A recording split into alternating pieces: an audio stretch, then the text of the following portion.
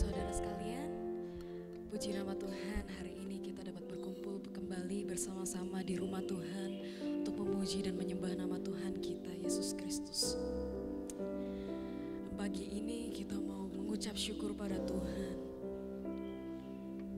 atas apa semua yang Tuhan sudah buat untuk kehidupan kita.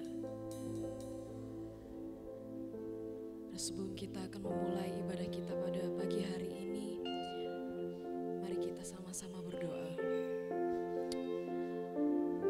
Tuhan Allah Bapa kami yang bertata di dalam kerajaan surga, kami sungguh bersyukur Tuhan kalau pada pagi hari ini kami dapat berkumpul bersama, memuji, menyembah nama-Mu di tempat ini Tuhan. Tuhan, kami mengucap syukur Tuhan atas apa yang sudah Engkau beri untuk kami. Kami Tuhan siap untuk memulai ibadah kami pada pagi hari ini. Sentuh hati kami Tuhan, sentuh jiwa kami Tuhan, dan agar kami pulang membawa berkat Tuhan. Di dalam nama Tuhan Yesus kami mulai ibadah kami pada pagi hari ini. Haleluya, amin. Haleluya Yesus. Bapa, Engkau sungguh baik Tuhan.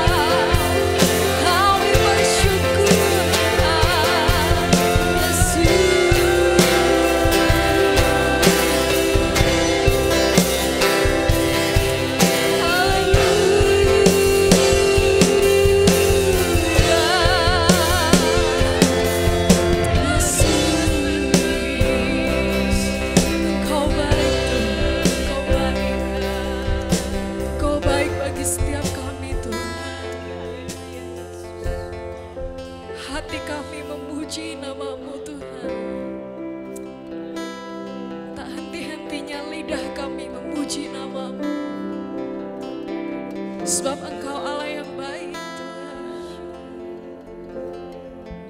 Kau menopang setiap hidup kami, melewati lembah kekelaman dalam kehidupan kami, membawa hati kami lebih dekat lagi kepadamu.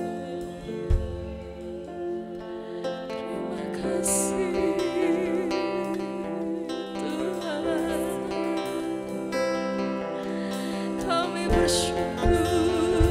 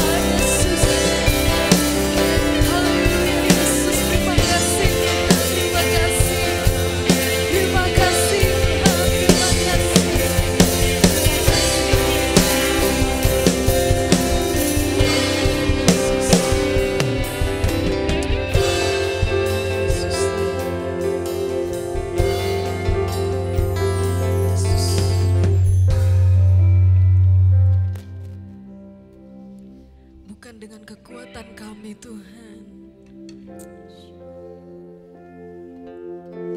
kami dapat menjalani hidup kami. Semuanya hanya karena anugerah-Mu. Amin, Yesus.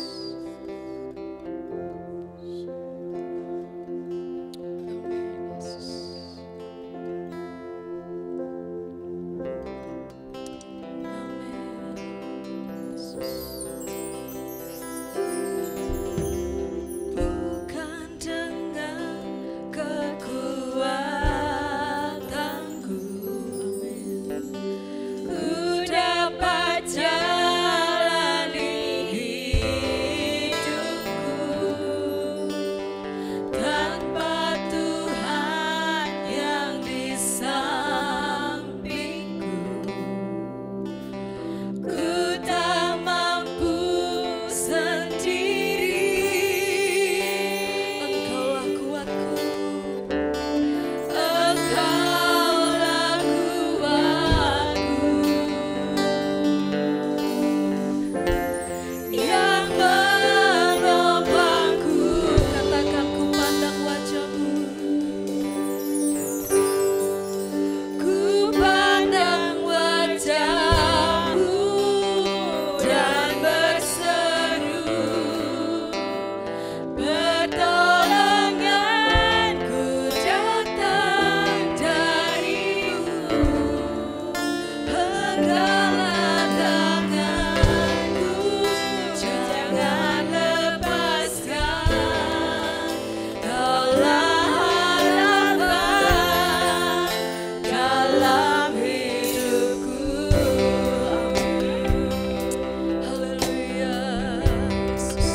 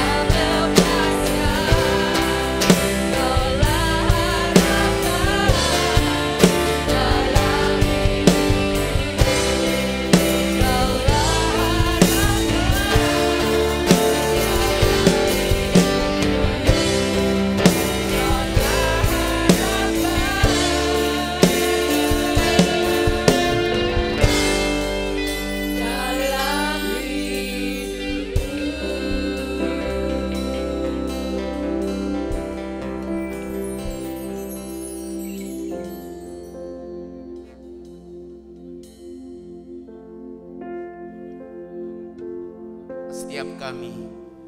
Hadirlah Engkau di tengah-tengah kami, memberkati kami. Urapi hamba-Mu dan urapi kami semuanya. Hari ini kami rindu Tuhan mengedukasi kami terkait dengan masa transisi new normal, agar kami dapat mengeterapkan iman kami secara benar. Tuhan, mengurapi hamba-Mu sekali lagi, mengurapi kami semuanya. Berbicaralah, kami siap mendengar. Di dalam nama Tuhan Yesus kami sudah berdoa dan mengucap syukur. Yang siap katakan amin. Shalom, silakan duduk.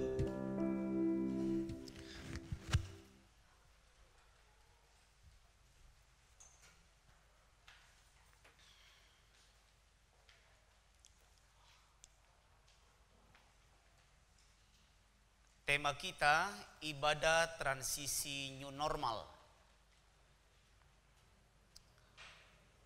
Ada banyak pertanyaan terkait dengan pola ibadah kita di masa transisi new normal.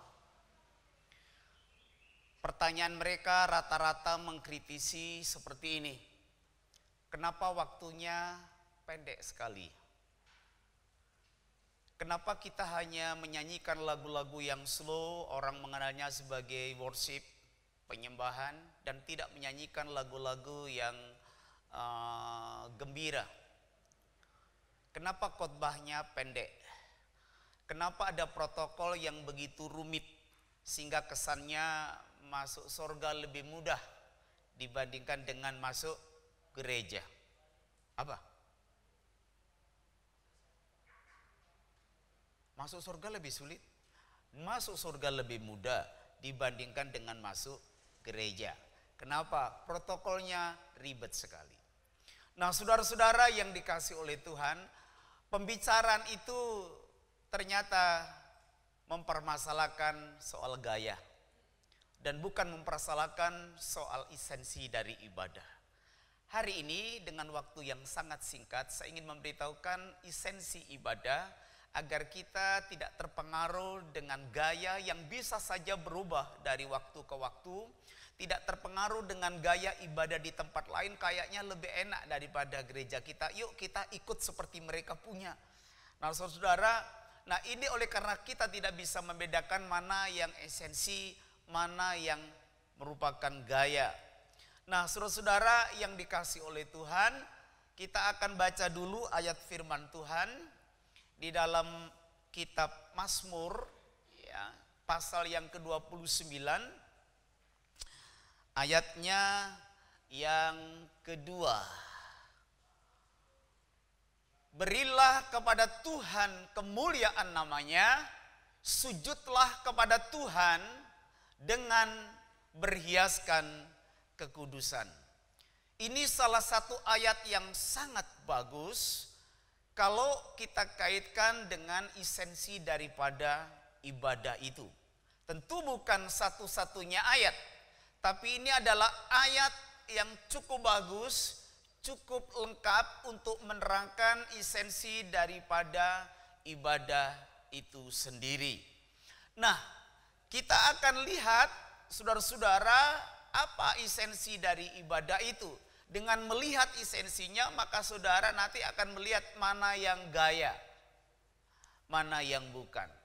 Nah, ibadah adalah tanggapan kita terhadap siapa dan apa yang dilakukan Allah Tritunggal kepada kita.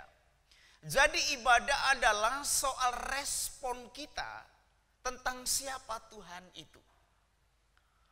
Waktu saudara memahami bahwa yang sedang kita sembah adalah Allah pencipta langit dan bumi, maka respon kita adalah kita menaruh rasa hormat yang tinggi. Betul? Pada waktu ada pejabat yang datang ke daerah saudara, maka saudara akan melihat semakin tinggi jabatan dan kedudukan seseorang, maka tingkat respon dan penghormatannya itu makin luar biasa. Datang ke acara kami, RI 1 datang, semua orang datang. Datang ke tempat kami, siapa yang datang? Pak RT, males. Saudara mengerti?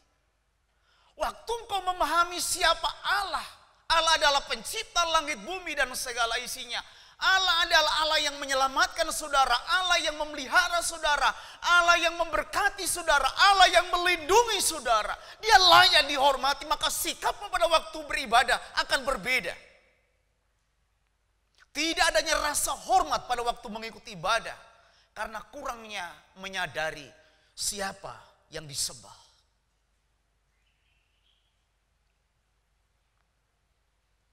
Apa yang sudah dilakukan oleh Allah Tritunggal buat kita.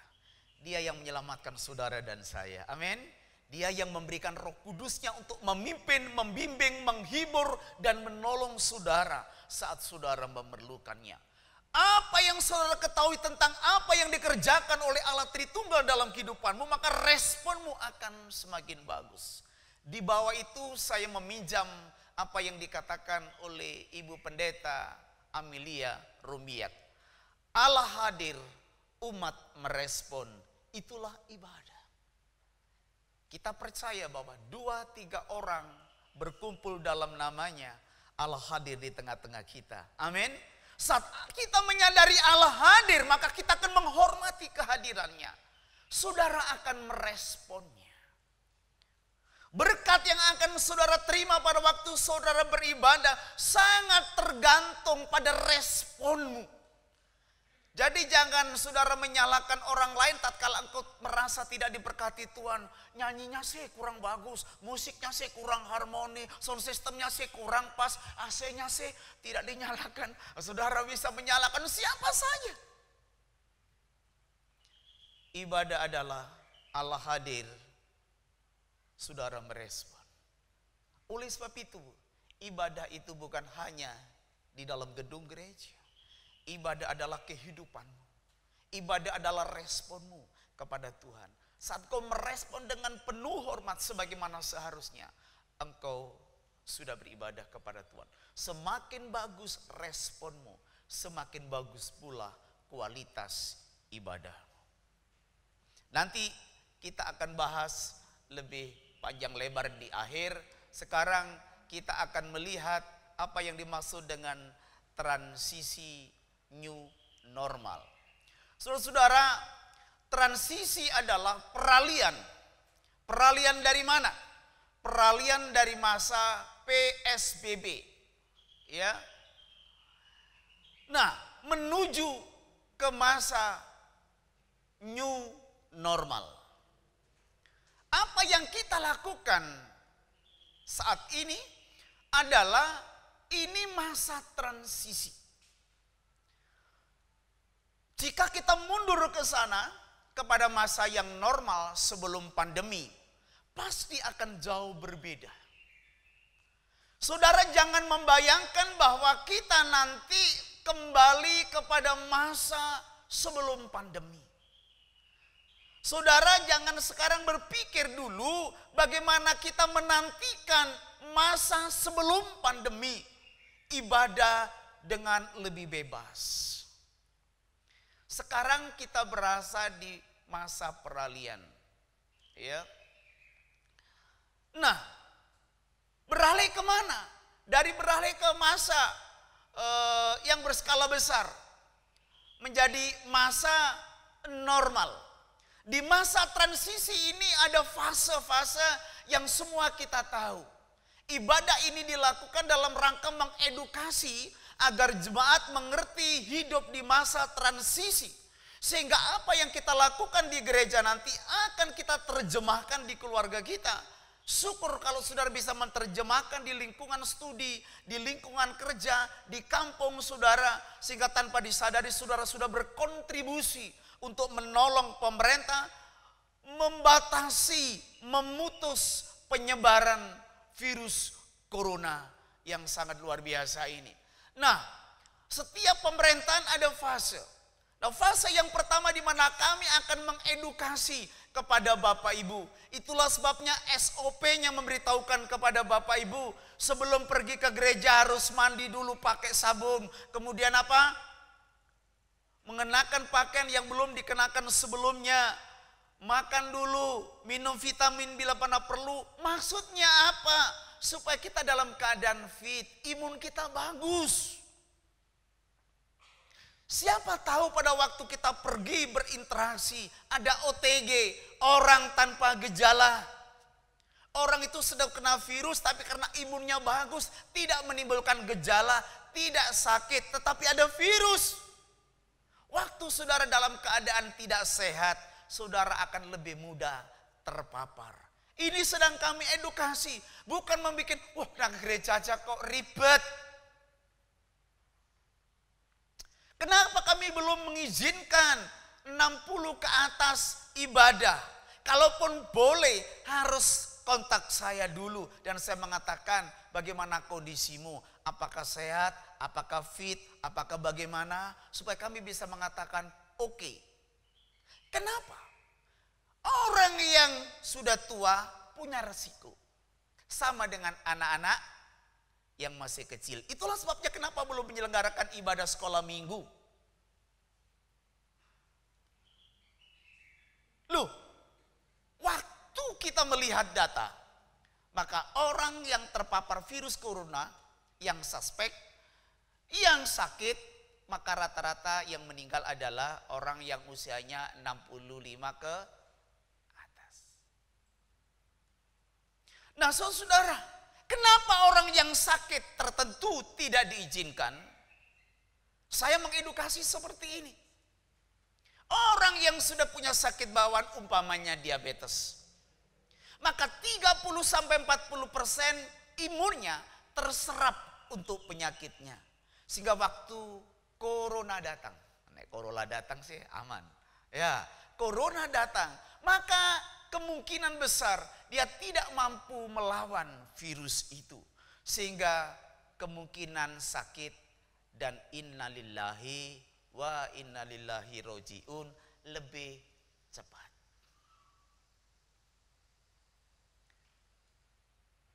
Kenapa saya perlu memverifikasi? Sehingga saya minta tolong Mas Marcel, bikinkan Google Form. Anda punya sakit apa? Anda pergi dari mana? Oh saya cuma dari Surabaya saja, cuma sebentar 4 jam. Begitu maunya gitu ya. Saudara, di sana daerah merah bahkan hitam. Kemungkinan untuk bertemu dengan orang-orang yang sudah terpapar, yang sudah sangat besar. Sehingga diharapkan mohon jangan ke gereja lebih dulu. Bagaimana kalau ada anak baru, orang baru, jemaat baru yang baru datang. Mereka memberitahu kepada kami. Ini ada yang datang baru pertama kali, temannya Mongol. Ya, nah, nanti saya perkenalkan. Dia saya suruh ngisi dulu. Dipastikan dia sehat. Kamu selama 14 hari terakhir kemana saja? Saya tinggal di rumah saja, di kos saja bersama teman saya ini. Oke, boleh datang. Kenapa harus ribet seperti itu? Ini bukan mempersulit, ini adalah tanggung jawab kepemimpinan saya. Memastikan orang-orang yang datang ke gereja selamat dunia dan akhirat. Amin. Begitu. Bukan sama sekali mempersulit. Bukan dimaksudkan untuk mempersulit. Saya perlu mengedukasi, kenapa harus pakai masker? Ini memang untuk melindungi diri sendiri dan orang lain. Tapi kalau saudara di rumah tidak usah pakai ini, karena sudah pasti orangnya sehat-sehat. Kemudian kalau ada tamu baru dipakai lagi apabila imam bertamu. Kalau jarak saudara 10 meter tidak usah pakai ini. Karena dompet kita paling 1-2 meter saja. Pengetahuan seperti itu penting. Loh Pak Amsal, kenapa itu ada yang pakai topeng-topeng seperti itu? Umpamanya gitu. Nah ini saya pakai juga. Nah begini ceritanya saudara-saudara. Kenapa harus pakai ini? Apa supaya lebih modis? Ya memang lebih modis gitu ya. Ceritanya begini. Kalau orang seusia, mohon maaf. Pak siapa? Pak Sugeng umpamanya. Kalau pakai begini saudara, tersiksa. Betul Pak? Betul loh, betul. Tersiksa. Kenapa? Fungsi paru-parunya sudah sangat berkurang. Sehingga kalau pakai seperti ini akan sangat tersiksa. Makanya dibuka. Boleh dibuka tapi tidak boleh 100%. Dibukanya mana? Supaya lubang ventilasi ada. Bisa bernapas. Supaya aman tidak terpapar, tameng dikasih. Nah, aman. Khususnya saudara yang bertugas. Supaya kalau ngomong tidak nyemprot. Kan begitu. Nah, saudara-saudara, bagaimana Pak Amsal kalau pakai ini saja? Nggak usah ini. Nah, dari depan aman, tapi virusnya kadang dari belakang, dari bawah, dari mana. Makanya kalau ini saja tidak cukup. Beli dua-duanya. Kapan digunakan? Kalau di rumah ya nggak usah lah, pakai gini sama istrinya. Halo sayang, nggak usah. Saudara, jadi semua digunakan dengan pengertian. Semua digunakan dengan maksud. Maksud utamanya adalah mengasihi diri sendiri dan mengasihi orang lain. Siapa yang perlu diedukasi? Semuanya. Untuk apa? Untuk keselamatan. Nah, saudara yang dikasihi. Jadi itu verifikasi penting bagi kita. Nah, oleh sebab itu bagi saudara yang karena sesuatu dan lain hal pergi ke daerah yang hitam atau yang merah, maka saudara akan lebih bijak kalau mengatakan minggu ini saya tidak ke gereja sampai kami merasa diri kami aman sesuai dengan protokol kesehatan itu. Nah, saudara, kita perlu adaptasi. Adaptasi ini penting, bukan hanya soal ibadah. Adaptasi ini adalah soal-soal lain yang dibawa oleh pandemi virus corona ini. Paling tidak, saudara, selama ini kita melakukan semuanya secara langsung dan manual. Sekarang hampir semua kegiatan akan dilakukan dengan virtual. Itulah sebabnya saudara perlu mempersiapkan diri.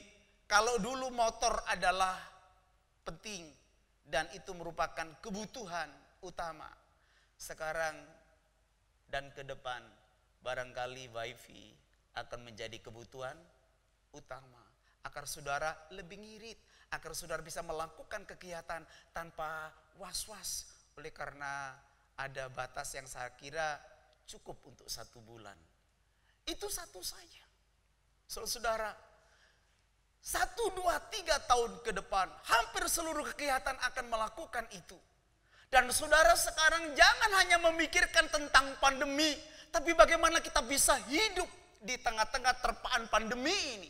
Saudara hanya jangan terkungkung bagaimana dengan pandemi ini, tapi bagaimana kita membangun ekonomi, bagaimana studi kita, bagaimana pelayanan kita, supaya kita tetap eksis di masa-masa yang akan datang. Lain waktu kita akan bicara secara khusus tentang itu, tetapi saya akan memberitahukan kepada saudara terkait dengan protokol kesehatan yang tadi sudah saya beritahukan kepada saudara-saudara.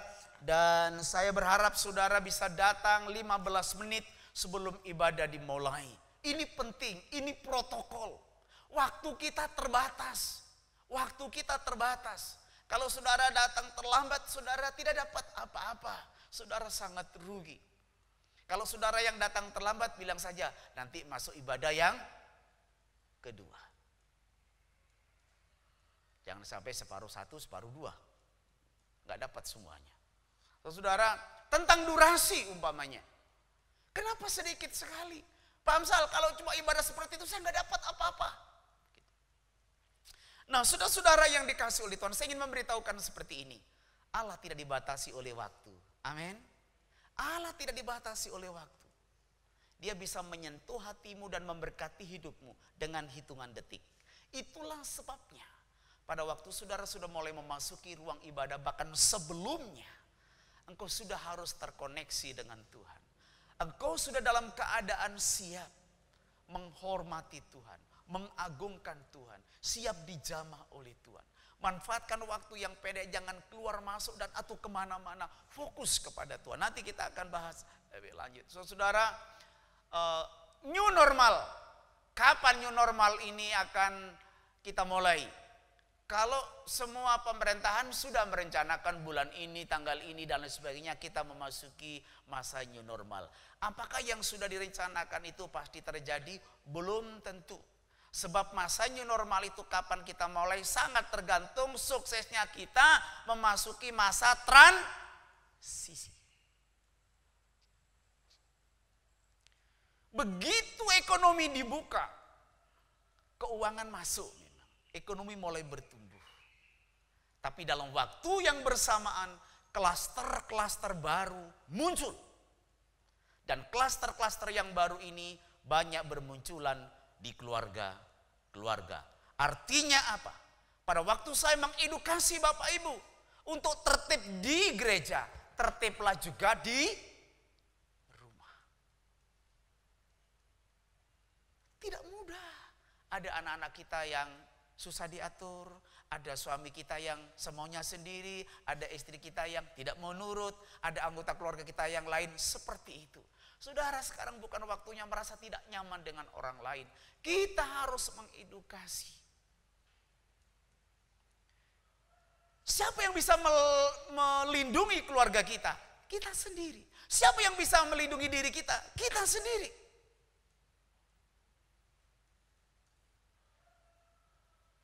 Dengan adanya klaster-klaster baru yang semakin besar umpamanya terjadi di gereja. Gereja di sini kena, maka yang lain akan kena imbasnya.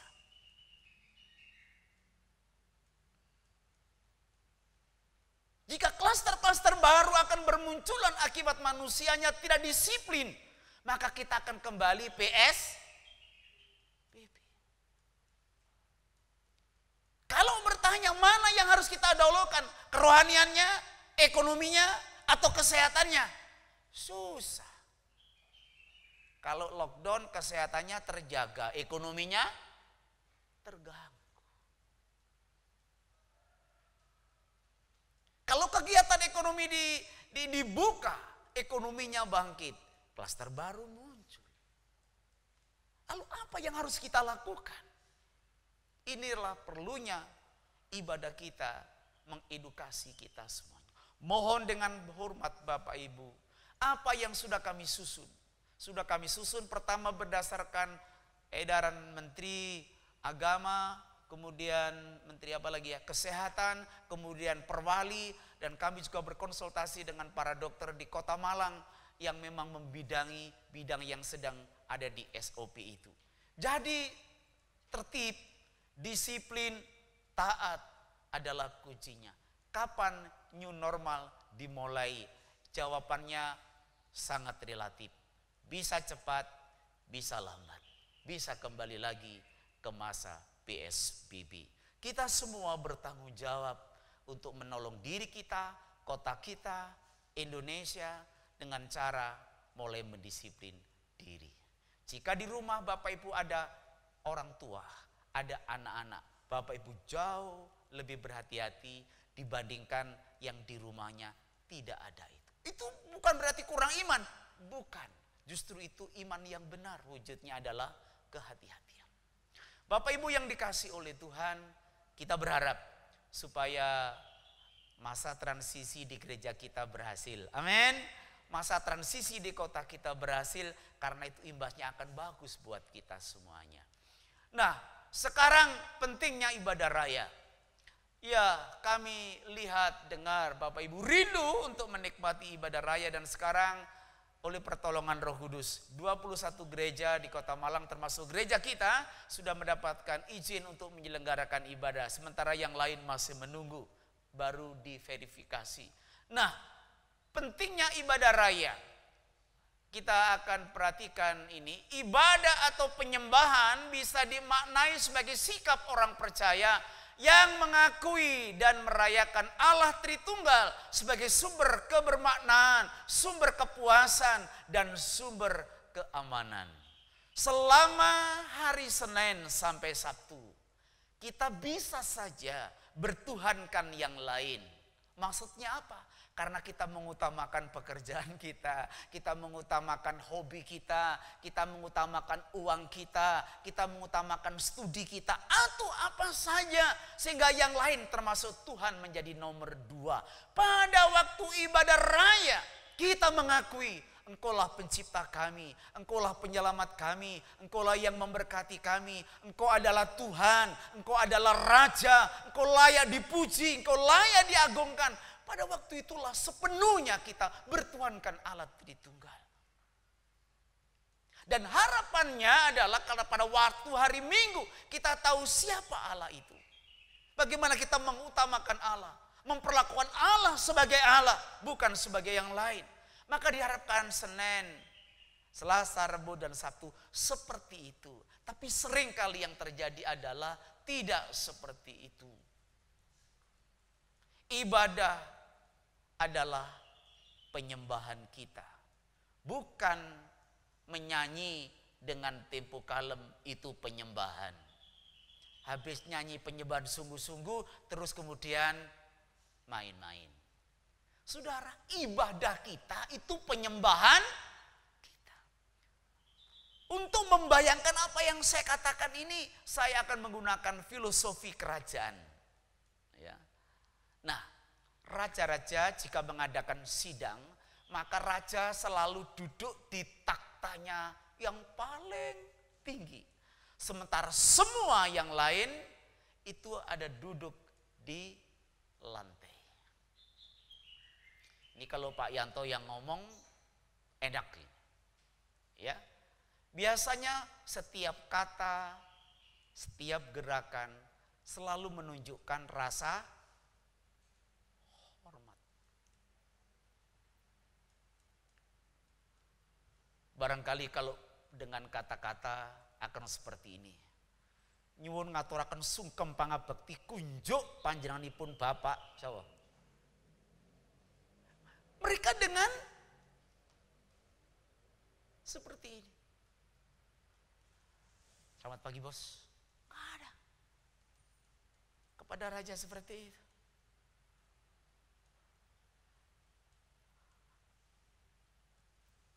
Kira-kira seperti itu ibadah. Pengertian yang lain.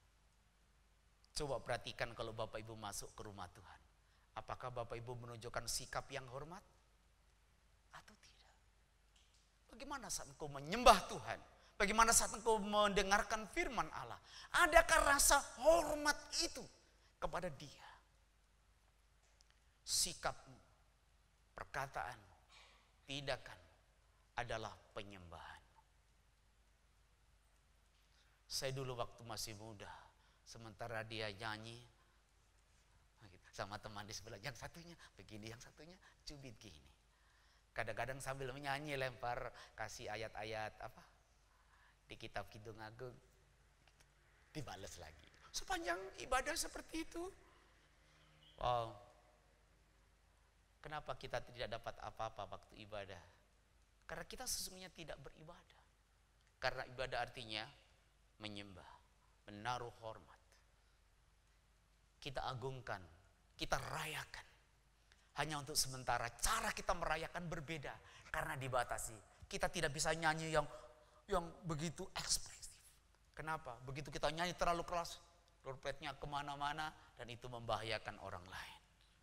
Tapi hati, rasa. Saudara, saya akan mengakhiri khotbah saya dengan kembali membaca ayat ini. Bersama-sama kita akan katakan ayat ini 2, 3, 4. Beribadahlah, berilah kepada Tuhan kemuliaan. Namanya, sujudlah kepada Tuhan dengan berhiaskan kekudusan. Beribadah itu soal memberi kepada Tuhan. Jadi jangan datang ke gereja, Tuhan kami menginginkan sesuatu. Ibadah itu memberi kepada Tuhan. Apa yang akan kita beri? Beri kemuliaan. Apakah Tuhan tidak menjadi mulia karena kita tidak memuliakannya? Tidak. Justru karena Dia mulia maka kita memberikan kemuliaan, memberikan hormat. Waktu engkau menyanyi, nyanyilah sebagai persembahan terbaikmu kepada Tuhan. Amin. Waktu saudara bermain musik, mainlah dengan sebaik mungkin. Karena ini persembahan kami. Ini cara kami memuliakan Tuhan.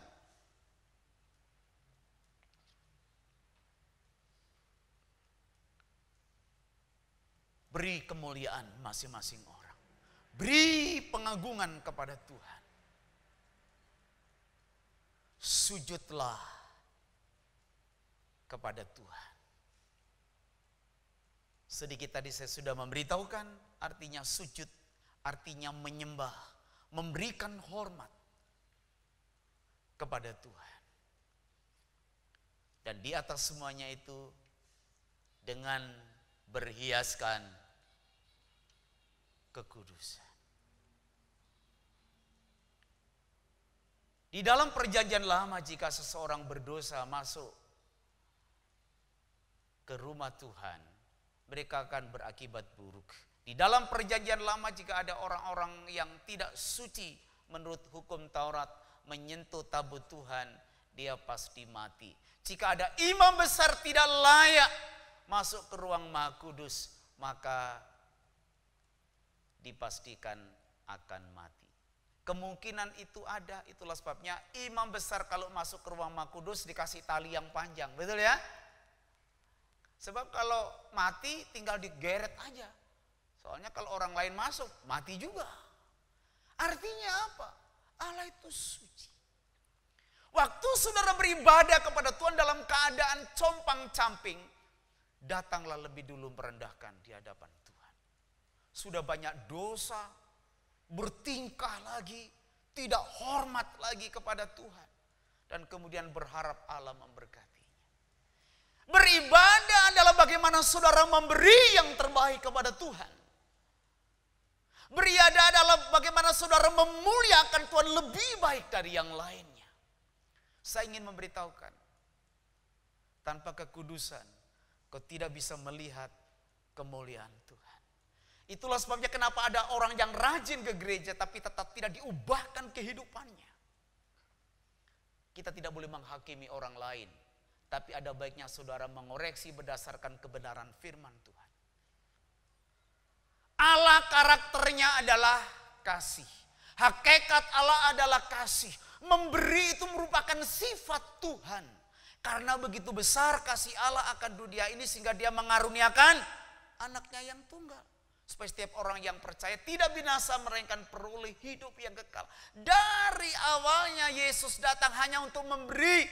Aku datang bukan untuk dilayani tapi untuk melayanimu. Aku datang untuk menyerahkan nyawaku bagi kamu. Kalau nyawanya saja sudah diberikan kepada kita, apalagi yang lain. Tidak mungkin tidak diberikan kepada kita. Pertanyaannya kenapa orang-orang itu ibadah yang sama, tapi berkatnya berbeda. Karena responmu pada waktu beribadah berbeda-beda. Mulai hari ini, jangan terganggu dengan cara mengungkapkan kasih kita, hormat kita kepada Allah berbeda. Bagaimanapun juga Bu Yanto itu kalau suruh seperti istri saya, gak bisa. Kenapa? Bu Yanto ya Bu Yanto, istri saya ya istri saya. Masing-masing orang berbeda cara mengungkapkan kasih hormatnya kepada Allah. Tuhan melihat hati. Amin. Tuhan melihat hatimu. Mari kita datang kepada Tuhan. Kita akan memperbaiki ibadah kita. Saya berharap saudara diberkati oleh firman Allah ini. Meskipun waktu kita tidak banyak, tapi saudara tetap diberkati oleh Tuhan. Karena ibadah esensinya bukan soal gaya, tapi soal bagaimana kita merespon. Allah hadir, kita merespon. Bagaimana kita menghormati, bagaimana kita memberi. Kita langsung nyanyi rapnya saja.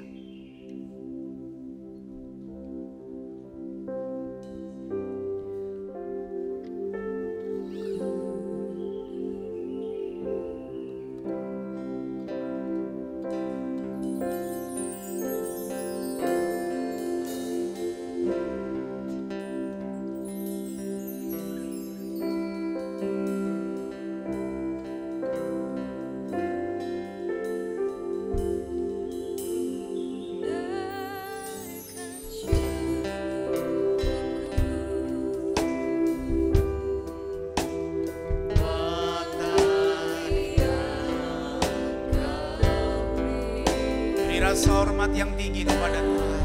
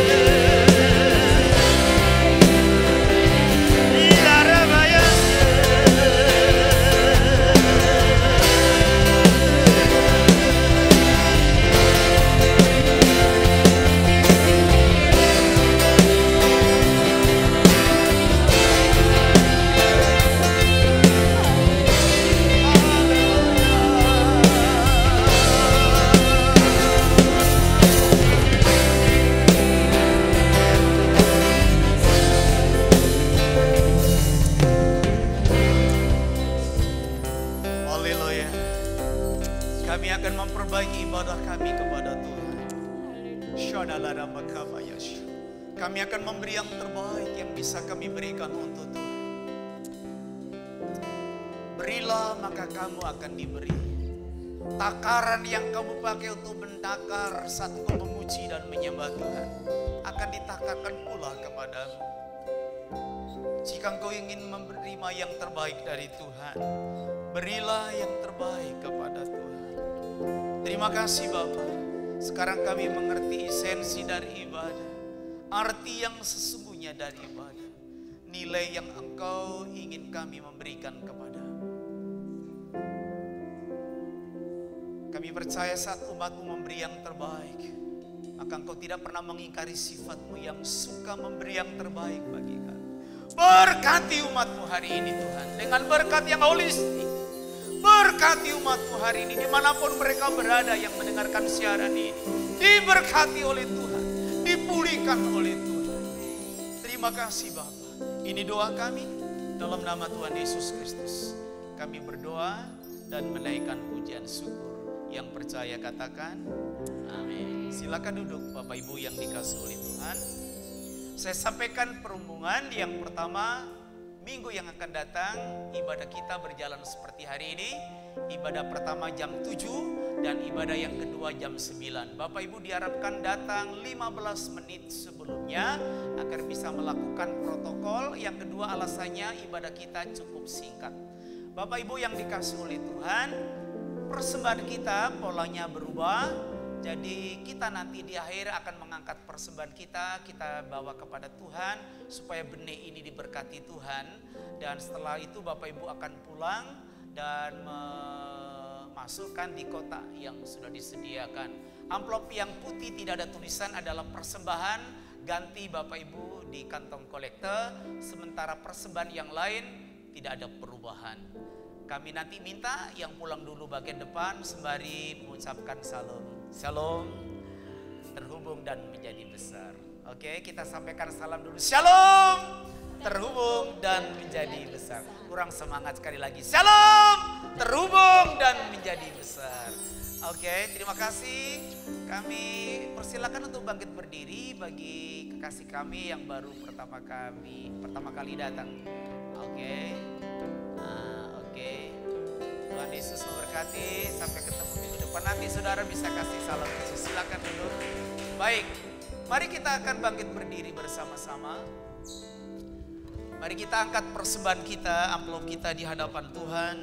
Dan kita akan memberikan persembahan untuk Tuhan. Oke, baik. Haleluya, haleluya. Bapa di dalam surga, di dalam nama Tuhan Yesus Kristus, hari ini kami akan mengakhiri ibadah kami dan sebelumnya kami membawa persembahan kami kepada Tuhan.